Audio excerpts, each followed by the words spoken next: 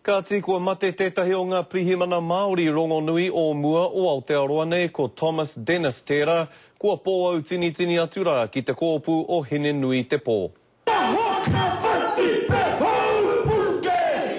Ko ana hoa mahi e whakamana ana i tōna oranga. He tangata nāna nei i para i te huarahi whakamua mo te tangata whenua.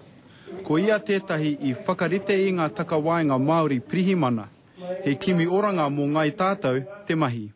Nā tame, rātou, ara i pania, i tohungia, te āhua Māori i roto i tēnei mahi o ngā prihimana. Ko Tom Dennis tērā mō ngā taumaha e tūwana hei rangatira, hei kaiarahi mō ngā Māori i roto i te ao prihimana.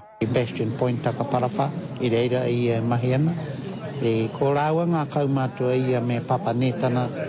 I kite i te kaha aroha o ōna hua prihimana mōna i tēnei rā. Engari e hara i te mea ko ōna pūkenga prihimana noiho i te tīrama mai. He āhua rangi Māori e aroha ki ngā tangata. Aha ko nohi e kei whea, aha ko te tangata he manaki atu ki arata.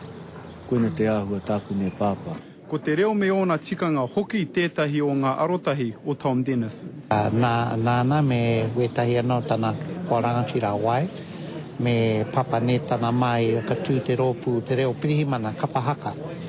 Engari kua mārama, ko ngā tino mahi o te krauwanei e kore rawa e warewaretia, ko ngā mahi i roto i ngā pueru kahurangi.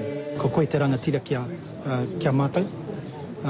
He mahi i Wanganui i ngā iwi Māori, i ara. Tēnei tangata he tangata pono tūturu ki tana prihimanatanga.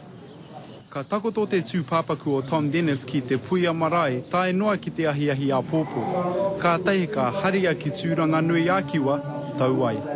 He ta Gardner, te karere.